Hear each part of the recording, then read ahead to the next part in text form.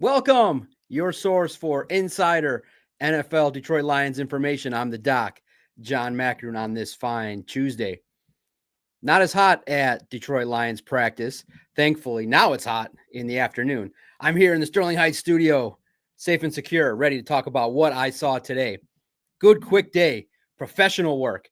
That's the best way I could describe it. Allowed me to get to the studio quickly, set up, recap everything that I got. Lots of audio. Had a chance to talk to Tyleek Williams with the group of reporters and privately. Rocky Ya-Sin, Hendon Hooker, and Kyle Allen both spoke to the media. Lots of engaging things going on. It's always fun with the fans too. Got a chance to check in with the Crunch Time fellas. Second year in a row, I went up into the stands for a little bit and said, "Yo, fellas, what's up? What's happening? What's happening?" Joe, shout out to the early crew. Let's go. So more and more people come and ask good questions. Absolutely. It's a great opportunity to catch up and for everybody to really understand what happened today. It was a scrimmage. And so lots of interesting takeaways. But I was a little bit surprised that the defense was definitely ahead of the offense in the first half of the scrimmage. And it's unusual scoring. I think if the defense got a stop, they got 2 points. And then the scoring was natural for the offense. If they got a touchdown and an extra point, they got 7. So the offense eventually won, but it wasn't overwhelming. Absolutely. My mom's name is Booner, gifting us with all the daily news. Thanks, Doc. Absolutely. If you want your question fired up first, you can thank me with the super chat afterwards, before, subscribe. Any number of ways to support the Detroit Lions on SI Lone Wolves podcast. Lots of ways. You can subscribe, like, comment, all ways in which the show is pushed out over the internet. It's great. We're sharing it on X and on YouTube, and there's opportunities daily there's opportunities daily to talk about what we see, firsthand knowledge as I'm there on the sidelines every single day. Today was interesting in that, all right, I'm curious to definitely get your guys that are watching, get your opinion on what Dan Campbell said. Because I thought early on Dan Campbell's talk to the media, very professional. My question today was about Kirby Joseph. He's going to be back Saturday, most likely. And the description was knee irritation. So it shouldn't be serious. We've seen him walking around out there, and we've seen Kirby Joseph be available and present. So I think that's a good sign. Knee irritation. He'll get back out there after the preseason game against the Chargers, which is a good sign. We're going to talk about that because something Dan Campbell said. I'm very curious as to what he said in regards to the participation level of some of the young rookies. We're going to highlight some roles. You're starting to kind of see what's going to happen along the offensive line and at running back. It's starting to take shape and people are noticing. We're going to talk about, unfortunately, there's a position that if there's an injury, we now know it's going to need some help because Aidan Hutchinson abused the left tackle all day long. All day long. The linebackers had a day. Brian Branch had a day. The defense had a day. I was very impressed with what I saw by the defense. And they were able to, they did not score more points overall because of the last second touchdown, but in essence, they won the scrimmage, not by the point scoring system, but they won the scrimmage. So I was very impressed by what I saw out there today. And I'll give my opinions. We'll go through each topic, and then I'll just go through quickly each series and then take your questions as well. But something that Dan Campbell said was intriguing to start practice. And that was funny, too, because it produced a little bit of a camp moment because the player didn't even know, which I don't know if it's gamesmanship already by Dan Campbell, but it makes sense. So we'll see how it shakes out Thursday because we're going to talk about what do you guys want to see? Put them in the comments. What do you want to see on Thursday against the Chargers? I'll be leaving Thursday morning, head out to Canton, come back Friday. I'm very curious to see how the players who did not really practice today are going to handle the preseason load because clearly today was a day to put a lot of strain and pressure on those guys that are not going to play on Thursday. Today was, okay, you're not going to be there Thursday. Let's get you a heavy workload today. Get your work in. So something that Dan Campbell said caught everyone's attention because I think people believed, all right,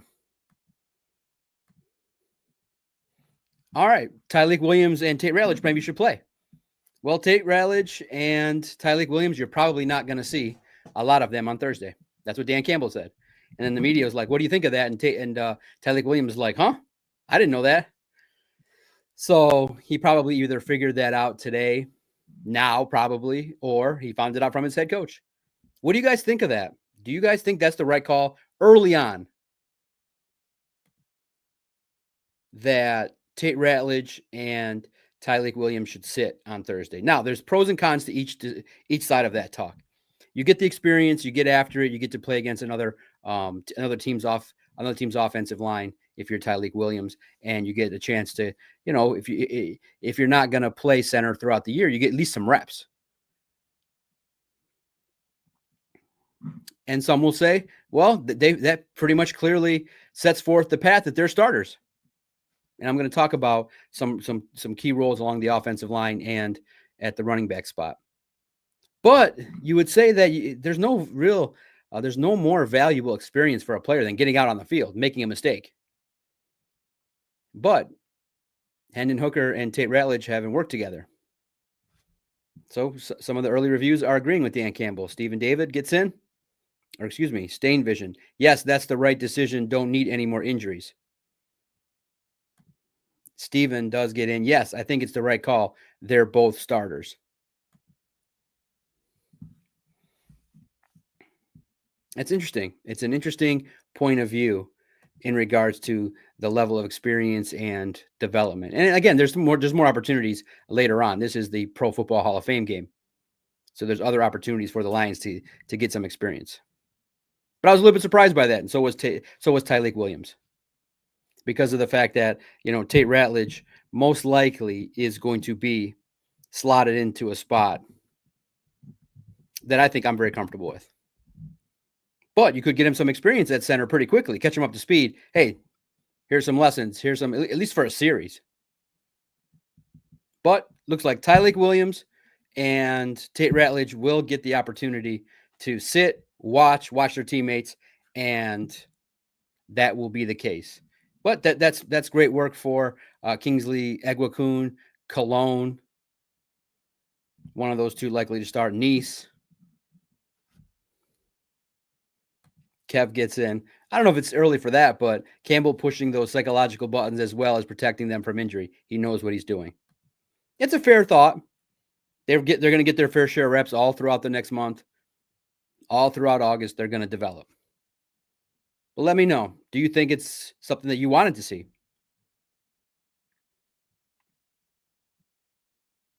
I looked at it and I said, Tate Ratledge is somebody that I did get to see now. I actually got to report it accurately how Tate Ratledge battled Tyleik Williams. Good to see. Very good to see. All right, here are my takeaways from day 8, Tuesday, scrimmage day. So basically it was first team, a lot of work. And so Dan Campbell indicated that those guys that are not going to be playing on Thursday, they're going to work today in front of the fans. So a lot of the fans got there and were definitely excited. They were into it. It's football. You're watching football. And unfortunately, a great reporter, Corey Woods from MLive, checked in with the Lions and found out, and I'll give my quick takeaway on that. Family Fest canceled again at Ford Field. Disappointing. I like that event. Because you can get more fans there. And that's where the scrimmage usually took place. It's, my quick take on Family Fest being canceled is that the Lions own Ford Field. They operate it, and they can't get in their own building because they schedule it so much. That's the height of capitalism. You can't carve out a couple hours one day for the biggest amount of fans to come in and watch a scrimmage. The scrimmage used to take place, or opportunities to have periods of competition against each other at Family Fest. So I'm not a fan of it being canceled. I think it's fun to go out to Ford Field. You get a chance to talk to Dan Campbell, talk to some of the players, but it's canceled again. They can't schedule it. A couple of years ago, it was because of SummerSlam. that took place, which I attended, was a great time. This year, there's concerts all over the place. But I just think that because of the fact that training camp is limited to 3,000 people or so every time, it's unfortunate that you can't carve out an opportunity where 10 to 15,000 people can come celebrate together. I'm not a fan of that. I think Family Fest should be a priority every single year on the calendar, and you make time. It's Ford Field. You make time for your biggest amount of fans to show up and support your team. It's basically like saying, we have all these fans that want to see us. Sorry, too bad. We got to book these kids. We got to book Ford Field, which is expensive to book. And so they got to take every single dollar from these performers and entertainment companies every single summer. Not one day, not a 2-hour stretch. That's tough. That's a tough look. Richard, the Doc and the D, thank you for keeping us all informed of what's going on with our Detroit Lions. Absolutely. That's the goal. Every single day, fired up, even on Thursday, maybe even just a quick preview before I hit the road. The Thursday show will just be, all right, I'm hitting the road. Here's what I'm going to look for today. So Thursday will be quick and painless. Tomorrow, the Doc's up to something. So I'll share what's going on with the Doc. Hopefully it's good news. We'll see. But Family Fest not taking place this year at Ford Field. Sorry, guys. Unfortunate. So the defense was a winner today. The defense was all over the place. They were just stopping. And early on, I thought that Jared Goff was getting a little bit frustrated that they couldn't get the ball in the end zone. They couldn't. The passing game was a mess because Aidan wrecked the day. Aidan wrecked the day. Let's start there. Aidan Hutchinson treated Dan Skipper like he owed him money and was collecting. Multiple sacks. Dan Skipper had no answers for the bull rush of Aidan Hutchinson. Aidan disrupted everything. 3 sacks, not credited for another one when he would have got there. Even had a chance to bring down Jared Goff. Aidan got to the ground and just in the process of falling, connected with Jared Goff, and Jared Goff went down late in practice. Aidan Hutchinson is the story. He's the headline everywhere. Steven's a great supporter. Message anytime. Did Hutch make Skipper hold his pocket afterwards?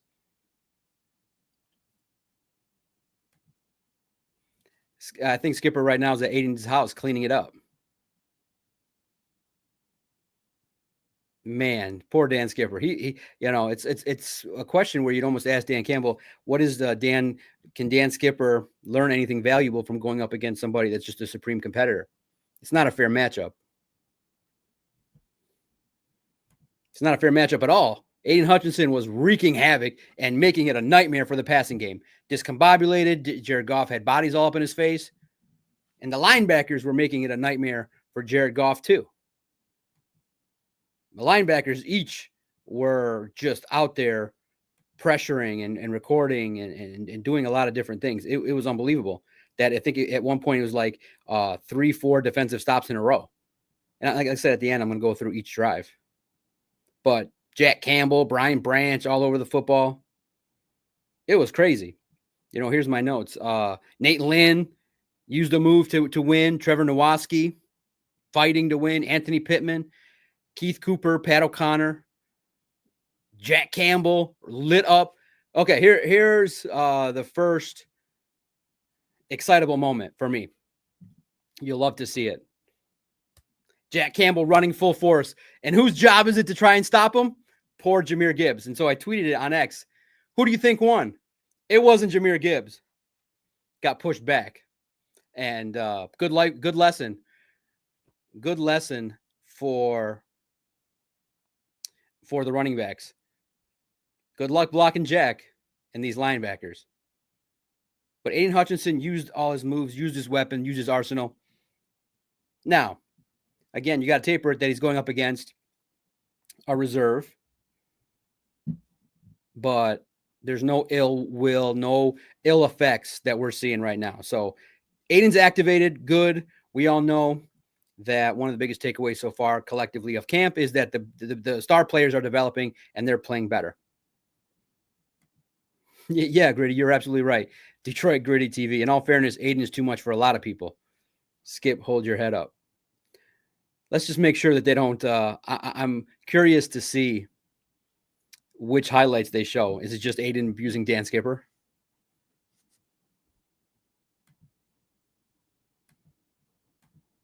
Silent service. What's the deal with this Cooper kid? He tried out, he earned a contract, and he does what the Lions like. Pass rush, young and hungry. Right now, he's keeping Zadarius Smith off the roster. That's the deal. He's playing well. He's getting after it. Detroit Gritty TV as well. I can't wait till Thursday. I got the day off and everything. Yeah, tomorrow, make sure you bring your questions for what I want to see. That'll be my prep for tomorrow. Will be, what do I want to see on Thursday? First of all, pray for me to get there. Driving out there myself. Maybe we're going to pick up another reporter and go down together, a veteran reporter. But pray I get down there because some of these instructions are weird. You got to go to a fairgrounds to get on a shuttle. It's about 10 miles away. You know what that means? I might put out APB on X. Doc is lost. I'm in Akron, supposed to be in Canton. I'm lost. Help. Anybody that knows Ohio, help the Doc get to the Pro Football Hall of Fame. I know where it is, but you know they couldn't make it easy. Where it's like, hey, there's a parking lot for the Football Hall of Fame. Welcome, media. No, are you kidding me? Doc's got to find a place and get a shuttle and transport in. I should today email them and be like, hey, you promised me a credential. Is it still good? They're going to be like, Mr. McCackeren, we don't have you here. Be like, I got the approval. Here it is. We don't know you. I'm fully expecting nonsense. So maybe if I put that out there, it'll go smoothly. Got the hotel room. We'll be back on Friday. Going out there Thursday. I will be at the Hall of Fame game. Want to talk to Hendon after the game. Want to get the report from Dan. I want to check out the stadium. Hopefully the weather's nice. You guys can give me the weather tomorrow. Don't lie, because I'll double check. Don't be like there's going to be torrential rain. But Aidan Hutchinson was great out there. He had himself a day. Had himself a good time. And if you're Aidan Hutchinson, you're ready to go. You're rolling in. Defensive Player of the Year candidate is happening. Now, I told you guys this in multiple interviews on Crunch Time. I spoke to, that's why I'm the source, one of the sources that you guys can trust. I went out and I spoke to somebody with more knowledge than me. It was a Big 3 event. I went out, and if you follow Lions NSI, you're not surprised. Now, it's not officially locked in stone, boom, but Dan Campbell's saying it. It's out there. It's pretty clear. Graham's comfortable at center, and Tate is playing well at right guard. And so I spoke to TJ Lang. I spoke to other NFL offensive linemen, and they said coaches love consistency, love experience. Dan Campbell's not going to roll and throw in the whole book on a rookie in this kind of important season. That doesn't mean that Tate Ratledge won't ever be the center, but I would have been shocked if he would have been the center.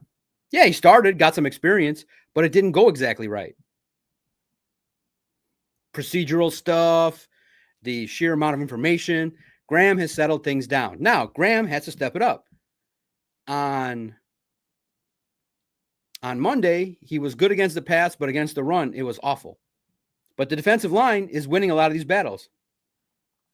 Pushing back, Marcus Davenport, Aidan Hutchinson, Tyleik Williams, DJ Reader. Those guys are making it a nightmare for the starters. But there's opportunities to block. And you know where those blocks are coming from? The tight ends.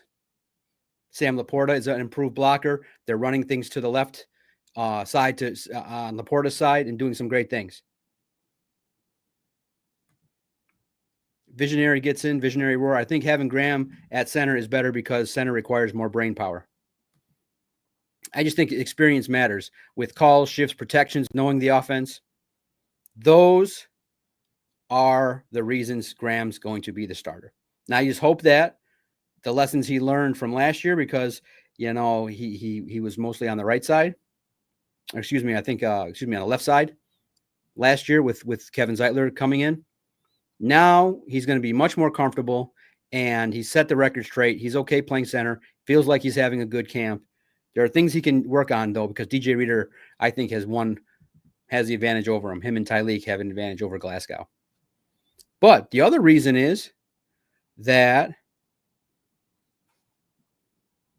Tate Ratledge is playing very well on the right side. Very well. He had a moment where he pinned and got a great block to spring a running back on Tyleek Williams. And Tyleek admitted, okay, he got me. Welcome to the NFL, Tyleek. Tate Ratledge showed you what was up.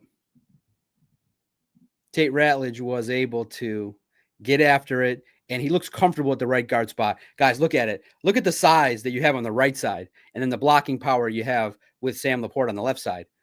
Tate Ratledge, Penei Sewell. That is very favorable. Very favorable for the Lions, their offense, their running game. It's comfortable. I think that's how you build confidence. You get him comfortable on the right side. He can maul people, get to the second level pretty quickly, and open up the running game for the Detroit Lions. Make him comfortable, and then you can shift around and get him to play center. That's my humble opinion. That's what was told to me in reports that I reported to you guys. You have the audio version. You can go look at it. It's on demand. Just go look at Detroit Sports Podcast on iTunes. Look at Detroit Lions on SI. I have it there where TJ Lang tells me directly he thinks that pretty quickly Dan Campbell will shift to Graham Glasgow. Welcome to the NFL, Tyleek Williams. He had his moment. It was today. He felt it from Tate Ratledge.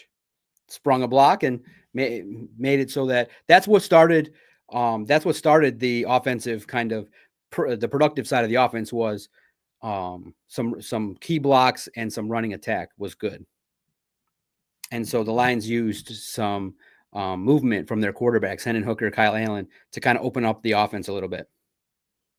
But Tyleek Williams had himself a good time, had himself a good practice, but his battles with Tate Ratledge will definitely improve him moving forward.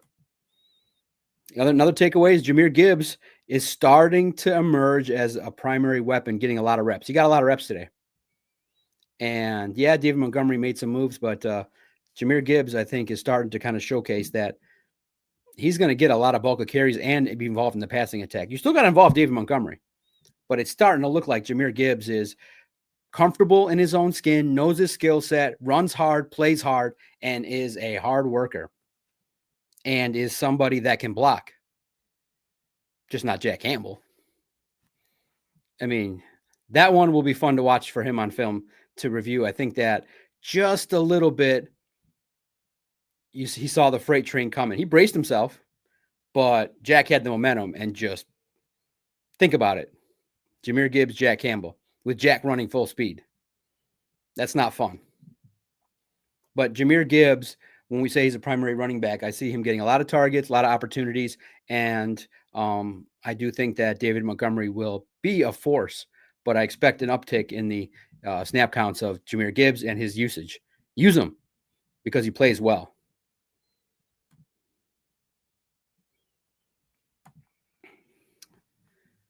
Thomas Serhan gets in. With all the running backs trying out, do you think we're looking for a Craig replacement to stash on the practice squad? Good comment. Yeah. Not a Craig replacement, but talent that can be part of the scouting team. Sione Vaki, unfortunately, that injury was awful. I asked Dan Campbell, and he said that Vaki was going to have an expanded role. Vaki had his chance, and it washed by the wayside with his injury.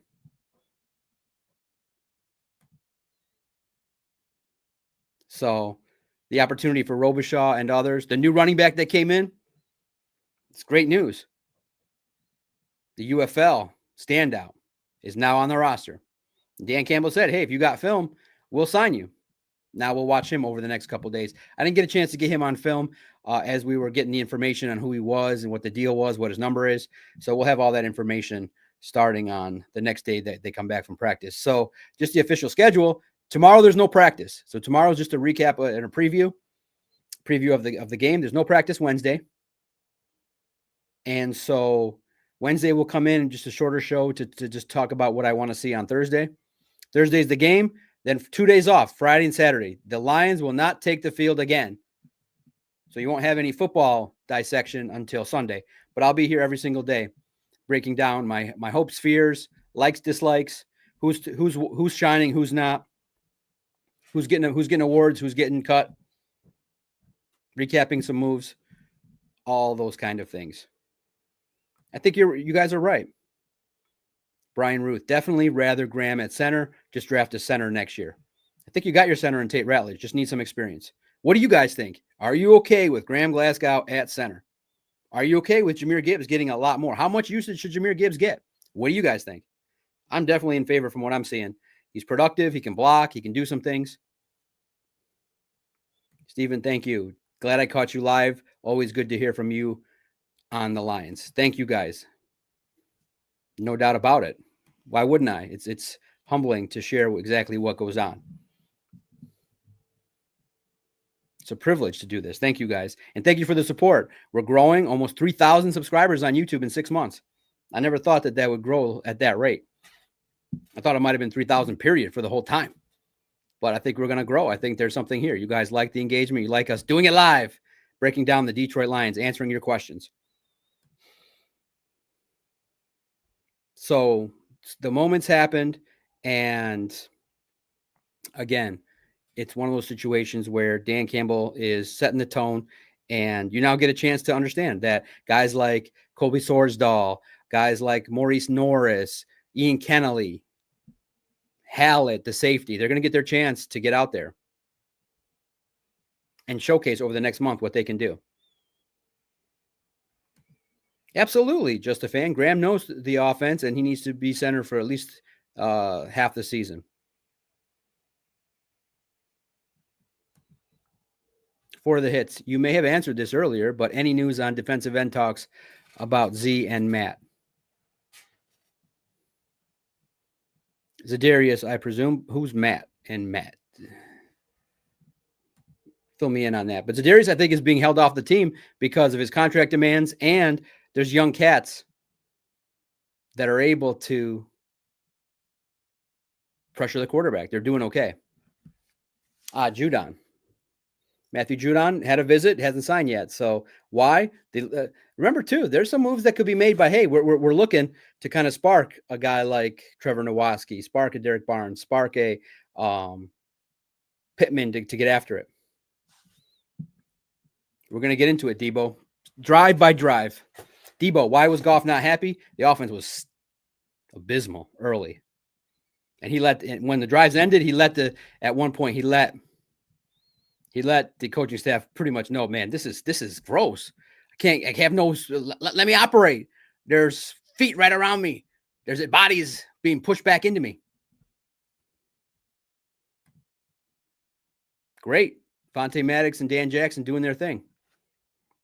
All right, before we get into the nitty-gritty of each drive and what I saw, some entertainment real fast. I did find out, and you guys liked it last year, and people are liking it this year.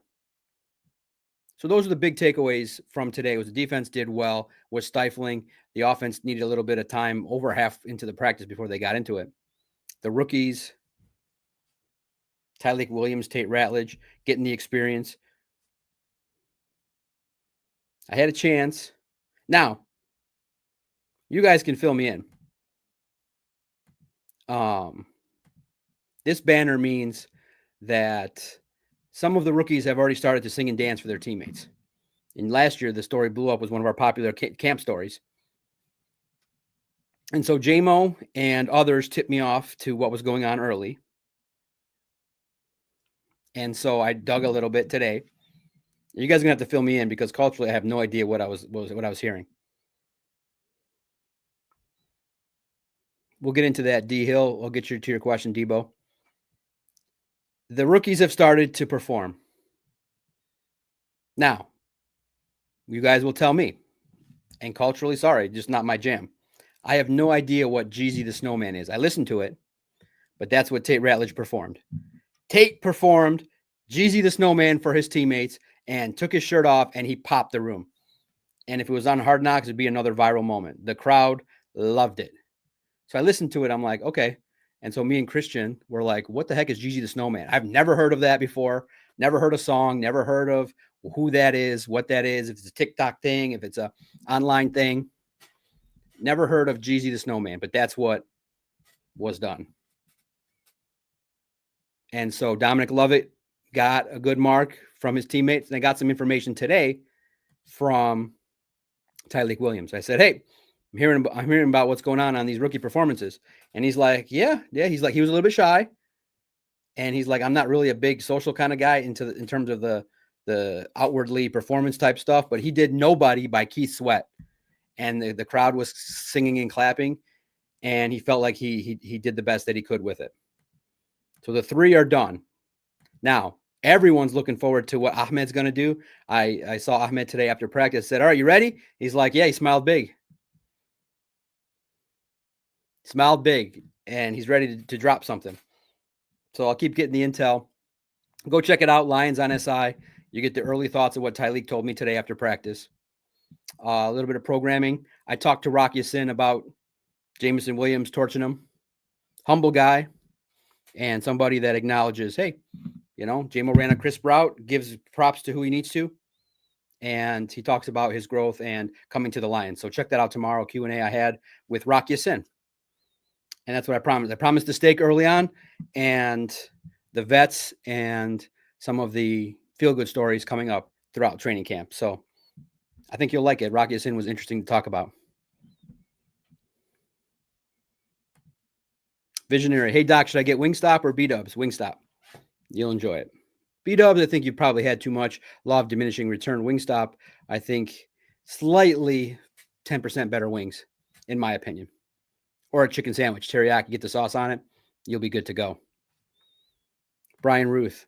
Do people need to realize that this defense is top tier now and the offense won't always look great? We're used to the offense burning our defense. Yeah, absolutely. The defense is connected, and you're absolutely right. There should be some times where it's not, but this is something where this unit's been together for quite a bit. I know the offensive line's different, but you would expect a little bit more crispness, a little bit more of a vibe with St. Brown and collectively. When Jared needs a play, he goes to St. Brown. Right now, St. Brown and Laporta are the go-tos. They make plays. But everything else is a little bit stifled because there's pressure. Because the Terrion Arnold and Avonte Maddox and Rock Ya-Sin are playing pretty well. They're just playing well. That's what's the deal. So my thoughts are good choices. I hope to see some of these videos that come out. But like I said, let me know, what the heck is Jeezy the Snowman? Is he a performer? Is he an influencer? Content creator? Is he famous? Presume with the young people. But that's what Tate Ratledge did. Tate delivered on the rookie performance. Tate, Dominic Lovett, Tyleik Williams, they get the applause for the first 3. The crowd. Like I said, I'll bring you hardcore football and I'll bring you some entertainment as well. Out there today, Trajan Langdon was out there taking it all in. Kirk Gibson. There were some politicians out there yesterday. I know some of them. It was great to see some old friends out there living it up in Washington. It was cool. It was cool. A lot of famous people making their way to watch the Detroit Lions. All right, thank you, Corey. Jeezy is a hip-hop artist. Jeezy the Snowman. That was what Tate Ratledge did.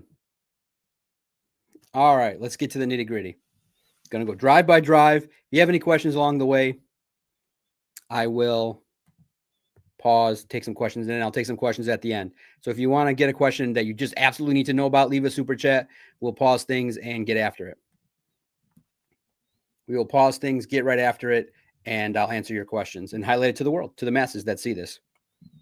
All right, so we know that we got to find out, hopefully, on Sunday that he returns, but Amik Robertson was not there again today. Kirby Joseph was not there. DJ Reed, positive news, was out there tackling. He had a great tackle where he was running to the football, all in. He was all in. He was all doing good. So there was a lot, guys, of emphasis on the top offense versus the top defense. And unfortunately, for the first drive, it was 3 and out. Early, a lot of early plays that the Dan Campbell calls are run plays to get everybody awake, blocking, doing things. On the second play, Jack Campbell blitzed. And the next play was Aidan Hutchinson torching Dan Skipper. 3 and out to set the tone. It set the tone early. So Jack Campbell, Aidan Hutchinson sack. That's a nice way to start, right? You're like, oh boy, this is crazy. No, Theo, I don't think it's that bad.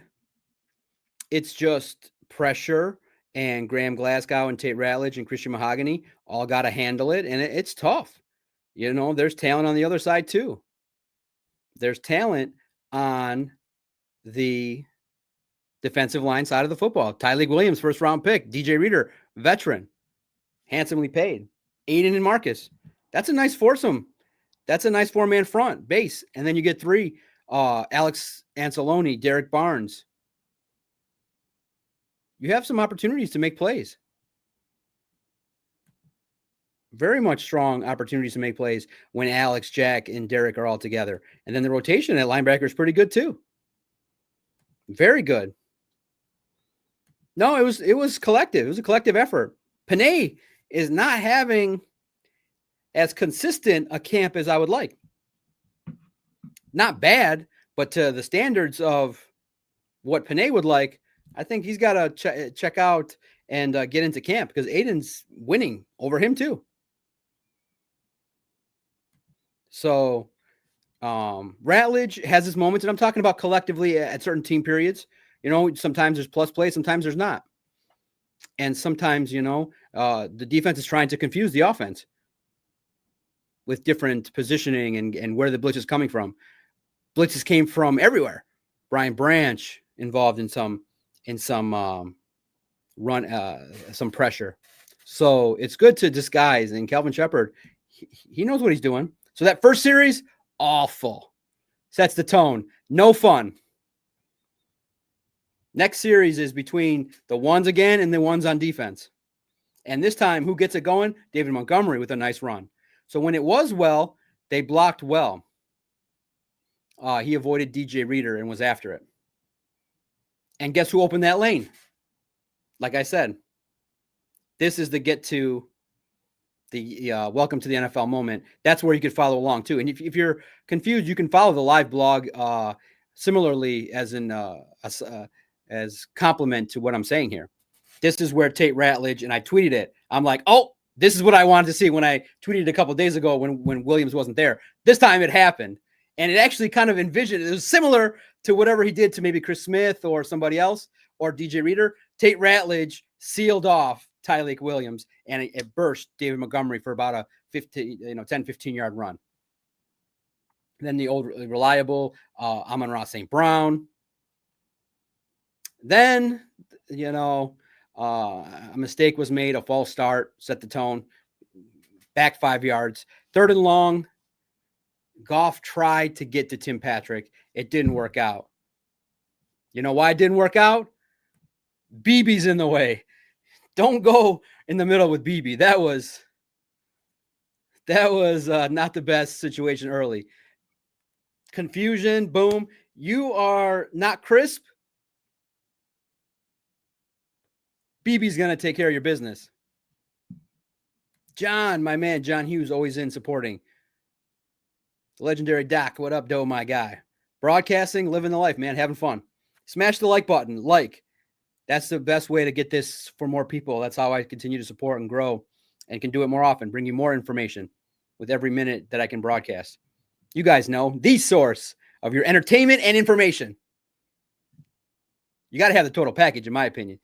You got to have the information. You got to have the entertainment. And I think I can do that for you.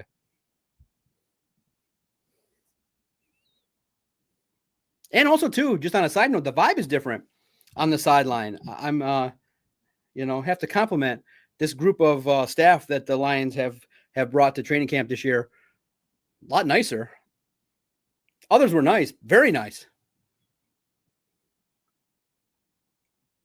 I'm enjoying the compliments, enjoying the conversations.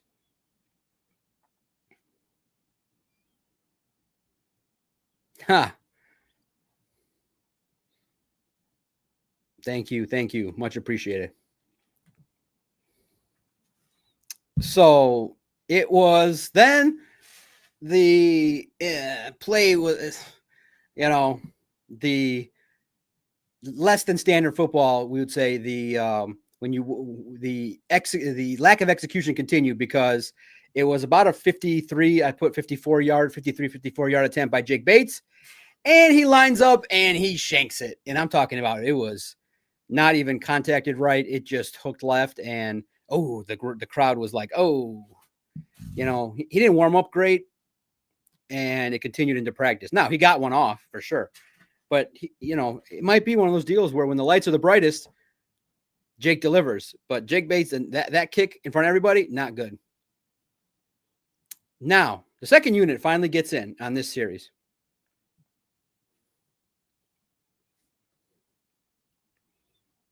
But the results were the same. No touchdown on the drive by Hendon Hooker.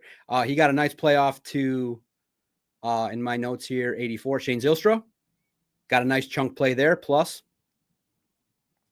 he connected with Isaac Tesla. Guess who came to greet Tesla, though? No free yards. Dan Jackson was there to handle business. But guess what? It felt like, okay, you're getting some momentum. Now, these drives were starting full field. Later on in the practice, the offense had even an advantage starting at the plus 40. These are long drives needing to go about 80 yards. But then the drive stalled. The guys that I've been talking about that are getting pressure, Pat O'Connor and Keith Cooper, ended the momentum. And then we all looked. This one had me discussing with the others. Like, was that good?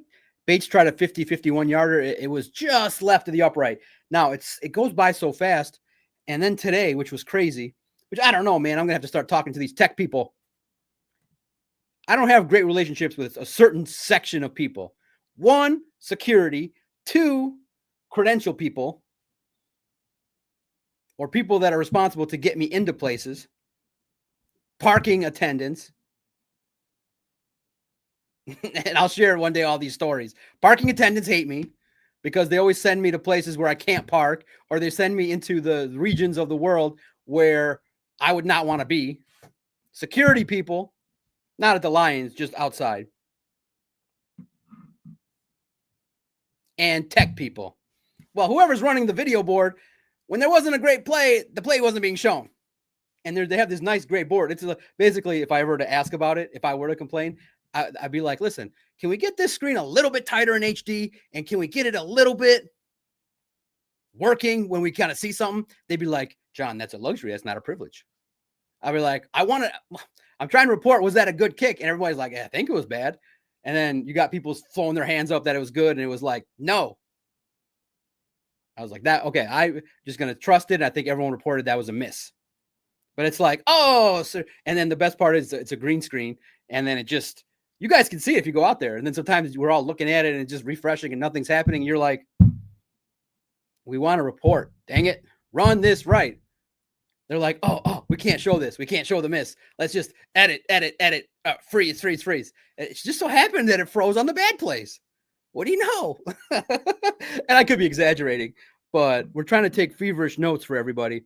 And it just kind of felt like every time there was a bad play, the board would freeze. And come on, it's 2025. You're the Lions. Can we get like 5K vision here? We're all blurry. I can't see. I'm going like this. Basically, I might do it in front of you guys one day. I got to go like this to see the player on the board because it's all fuzzy. It's like film footage. It's like tighten it up. Get some HD cameras so we can see who's getting blocked and who's getting. Because one time, man, 92 ran over, I want to say, Jahmyr Gibbs. He ran over a running back, but you couldn't see because they have their jerseys up sometimes, and you're just like, what the? I'm trying to write all this stuff down. So that's my complaint portion of the podcast. These board, I'm like, this is 2025. Can we just get a board for my old eyes to stop squinting and going, what the hell am I reading here? And then you go, Dave, what happened on that play? And he's looking at me like, damn it, take better notes, kid. Got no time for you. But was it Pat O'Connor that got the sack, Dave? And he's like, yeah, Dave's the best. Dave's serious, hardcore. Try to rib him a little bit. He's serious about his business. I tried to joke with him a little bit. on a play on a Dominic Lovett. Side note here is funny. My relationship with the workers, with my other colleagues. So Lovett was toe tapping, and I think he got pushed out of bounds by a defensive back. And he just scoots back. And Dave looks at me and he goes, Dave, great from the free press. He looks at me and goes, was that a touchdown? I said, and I'm starting to smile and start laughing. I said, Dave, this is a 7th round pick. If that was a touchdown, there would have been a 360 dance and a ball thrown in the air. He's just running back to the thing. There's no touchdown. And I just started laughing. I said, Dave, because these guys celebrate. I said, there's no touchdown. There's no way. And then it got confirmed. I was like, Dave, come on, man. If that was a touchdown, we would have seen some celebration. We would have seen some expression. I was like, man, that would have been the most professional toe tap back of the corner end zone I've ever seen. And I think he almost started laughing. I have fun out there.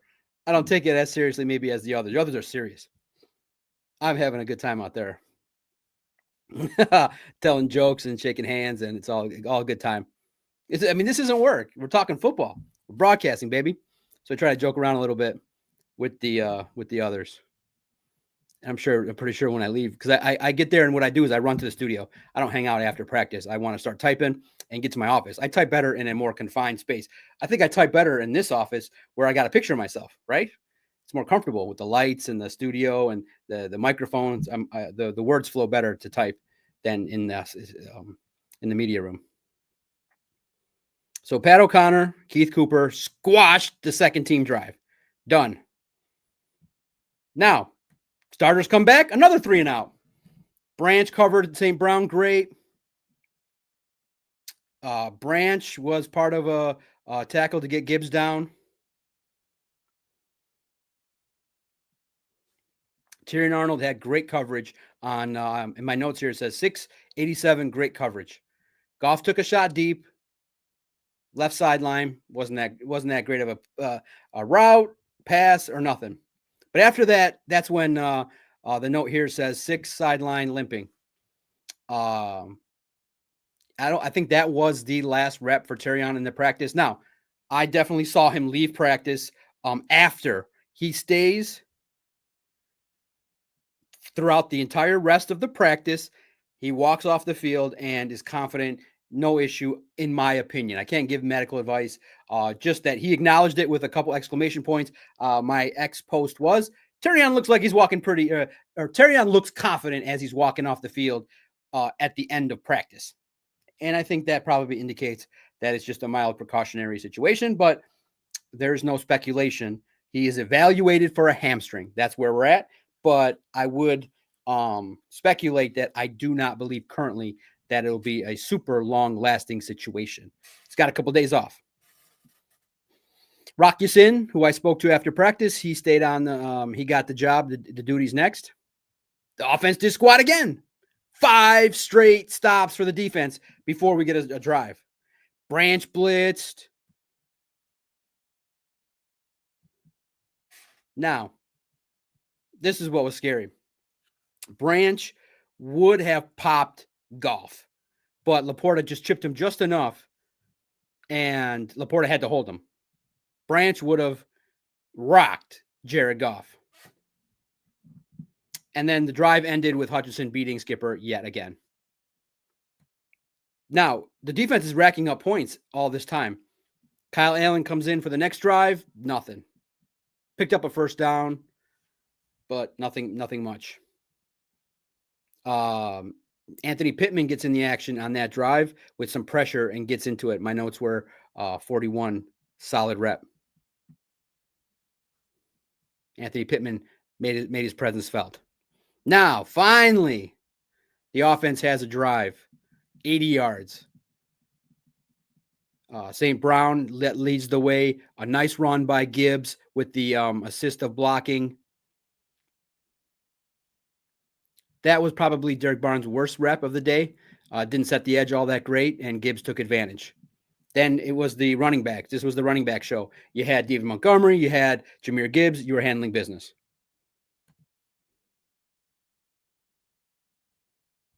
No. Just a fan. Okay. Let me give you guys a quick tutorial. Nobody's reporting a hamstring strain. Unless you could tell me a reporter that said that. But right now, what happens is after practice, universally, we get notified. We cannot utter a word about an injury until we're notified.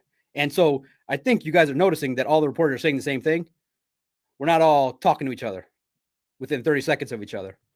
So what I have been informed, now if somebody outside like a Ian Rappaport or Jordan Schultz, all we've been notified as of now is Terrion Arnold suffered a situation where he left practice and he's going to get evaluated for his hamstring. And then I posted, he walked off confidently. Didn't look like there was no issues. And he put 2 exclamation points. He's responding to me. So Terrion was reading his name and he came across my post. And just from that, you can surmise it's all good. So whoever put that, it's a strain. Remember, trust your beat writers, trust the doc. You can find it. I'm not going to hide it. If they tweet it to me, if they post it, you know, on a second note, the Lions got my number. I should change it. Be like, guys, my number changed. Like, change it 6 times. I got a new number, guys. I got another new number. Oh, can you add this number too? I'm Middle Eastern. I got 6 phones. That way the group text will have 25 people on it, and 6 of them are me. John, just all different names. John, Doc, Pac, Paco. But guys, think about it. We're not all universally talking and then getting the same message because they don't want speculation, which was fine. And I shared it in a previous podcast what happened on with CD Deuce that just freaked everybody out. It's a good question, Theo. Do you think all these secrecy limitations are justified by the Lions staff? Yeah, absolutely. Because partly due to me and others, we react. We start, doing podcasts. What does it mean that Terrion left practice?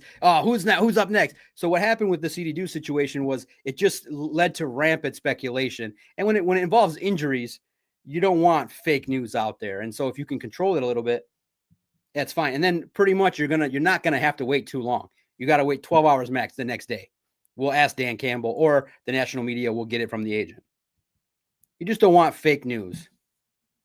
Now, would I have been okay if we were allowed to say, hey, on that last rep, Terrion appears to come up limping. He's on the sidelines. I would like to say that, but it's okay. There's certain give and take. It's less reporting, but in terms of the true nature of reporting, it's not great, but it's fair. You don't want fake news out there, especially with you guys following me. There's like 5 people that just follow me and then just share what I post. And then they twist it. Doc from the sideline says Terrion's limping. Career's over. Per John Macaroon. And they'll be like, I didn't say that. And then they'll be like, this young punk kid said that. 8 Mile Times. 6 Mile News says that Doc is going crazy about Terrion.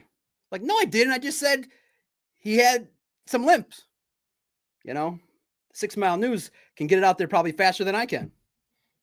So I definitely respect the rules. I have to. What am I going to do? Fight them? I can just talk about them and make fun of them. But on a serious note, my level of happiness covering the Lions and the rules is 10. I love it. I love the rules. You have rules, and, rules are made to be interpreted.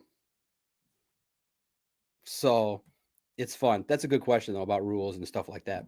But it was good. They got a touchdown with a touchdown drive to Montgomery. So, hey, after all those series I just described, you get a touchdown. Now, the second team gets out there with Hooker, and unfortunately, Yeboah dropped a pass. What was happening to get the offense moving was Hooker and Allen were kind of scrambling to their left and scrambling to their right. They're kind of moving the pocket. That unlocked things a little bit. But Trevor Nowatzki had a sack. The linebackers blitzing. And I told you guys, when Dan Campbell said they would fabricate pressure, it's going to come from the safeties, the linebackers. But Nate Lynn on the next play ended the drive with another sack for the defense. But to end the day, the first team was led on a touchdown drive.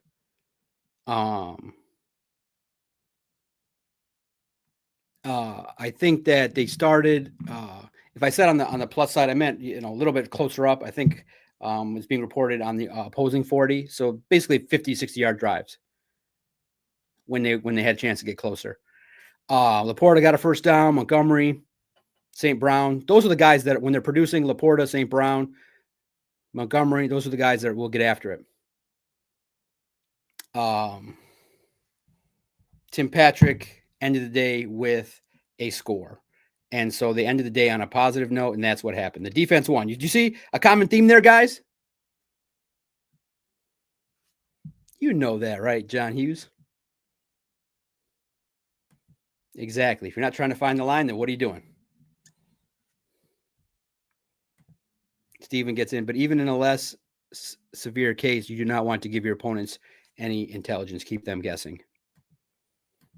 Donovan, how's Derek Barnes looking? Last year they had him line up outside linebacker a decent amount. Is he playing more inside or outside linebacker? He's playing the Sam Mike spot on the edge sometimes. He's getting after it. They shuffle him around. You saw Jack Campbell today at the mic.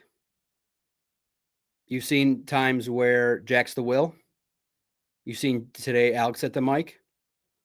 But most notably, I think, if I'm saying it right with my football jargon, because I just know middle linebacker, Sam, things like that. The will linebackers, Jack. Mike is Alex Anceloni. Sam is Derek Barnes. That's winning. Listen, guys, let's just start real fast. I got about 5-10 minutes left. And then you can listen to me more if you want to listen, because I'm so nice. And then Jeff Risden really said the nicest thing about my radio interview. He was so kind. He was just, like, man, Doc, you gave me 30 minutes. We had no commercials. And we just blew past our breaks. And the West Coast audience, the Grand Rapids, the West Side audience was really thrilled. They want you back today at 4:00. So I'm going to go out to have a phone interview with Jeff Risden. He wasn't there at practice today, so he wants to see what happened. So you guys got the scoop on my radio interview. But I don't really typically say no to interviews to anybody. I'm gracious with my time. But this is a great defense. When you really look at the starters, you got Aidan Hutchinson, then you got Tyleik Williams, and you got DJ Reader, Marcus Davenport, base 4-man front, 3-man linebacker, 4-3. You got Jack Campbell at the will, Alex Anceloni, Derek Barnes at the mic. Your two starters are Terry Arnold and DJ Reed with Amik Robertson in the slot, and you got Kirby Joseph and Brian Branch. Guys, that's sick. Look, I just said that on top of my head. That's sick. That's not. When I write those numbers down, I'm like, I like that. Absolutely. From the game, maybe I'll be driving. Hit me up, DM me. You know what to do. That's awesome. 2 times on the huge show. I like the guys out there. The Grand Rapids got to hear the doc.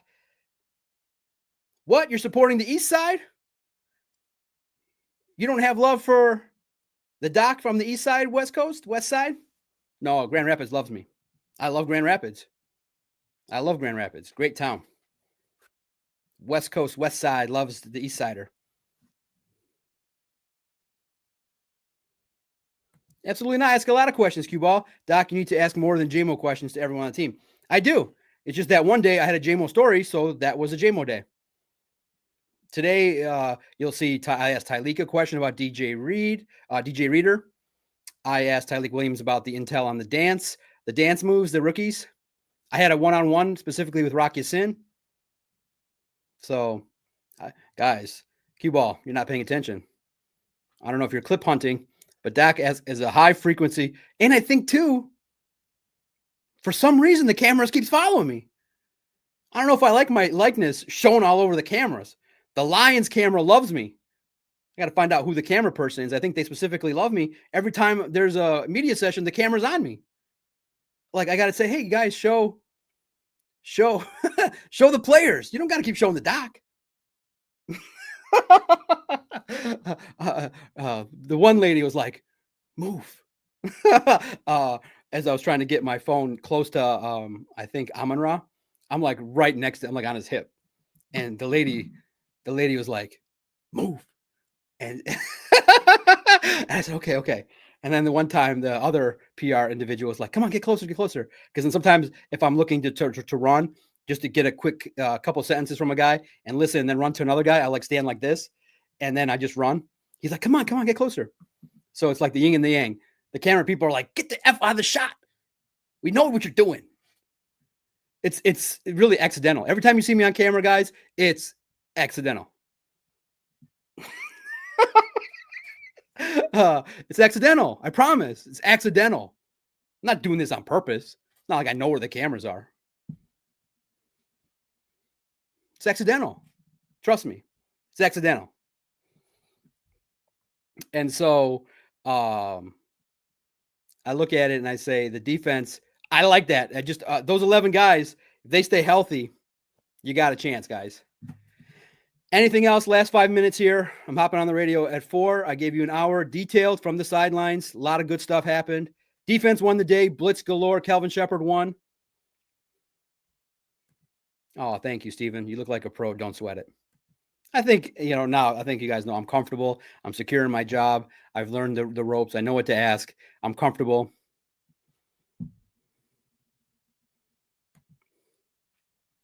That's right. Only 34 likes over the hour. Everybody in here that's in the YouTube, like it. Thank you. That's really nice of you. Everybody loved Gruden there. He brought some energy.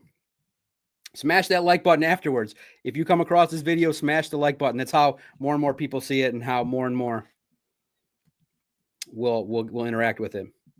All in on the dock from the Lakeshore. Brent, thank you so much.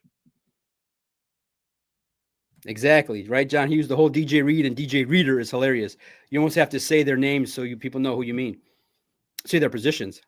Yeah, DJ Reed, the cornerback, and DJ Reader, the interior defensive lineman.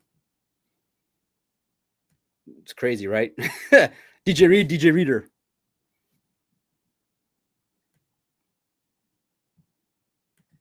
Steven, Doc, you're a good guy. You may even inspire me to start my podcast again someday. I'm an old dog. I used to podcast before people did it on YouTube. Yeah, get after it for fun. Get after it. Deliver messages. It's a fun way to interact. No, is Rizden doing his own show today on Tuesday, or is he subbing for Huge? He's subbing. He's the number one sub. Good guy. Football mind. Loves the intricacies of blocking and technique and draft, and understands that the doc is a fun interview. And we could talk football. I could talk with him. I always joke with him. He's one of the first ones I'd ever joke with. I'd walk by every preseason. I'd be like, 85 Bears. We're looking at it.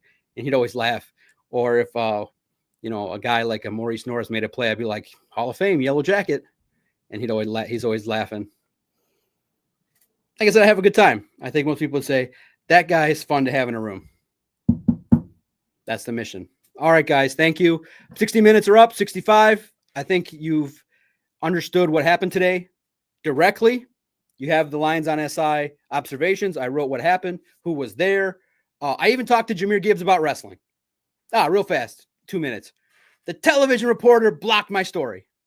At the end of the day, I wanted to talk to Jahmyr about going to Raw because I'm going to bring you the facts, the podcasts, and the entertainment. So Jahmyr Gibbs was at Raw. I wanted to ask him about it. And Brad Galley cuts in front of me. And he's like, I'm cutting in front of you. I'm like, oh, yeah, go ahead. And meanwhile, in my mind, I'm like, you're killing me, Brad. This guy's not going to talk to you and me.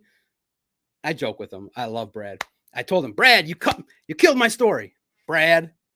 But there's nobody nicer than Brad Galley. So he even apologized. I'm like, come on, man. I'm kidding. I do 10 stories a day. I could do with one less. So Brad goes and then what does he start talking about? Wrestling. I'm like, no, Brad, no, it's my time. I'm waiting here. And it's like 25 minutes after everyone's gone. You're trying to get anything to write about. And I was going to write about just something nonsensical about wrestling and him at Raw and what he thinks about SummerSlam. And then Brad has the exact conversation. Brad was there at Raw. But it was a fun time. I poked him. I said, dang you, Brad, you killed my story. But don't worry. Later on today, we'll have probably this podcast as a story. Hendon Hooker talked. But numbers have been good because of the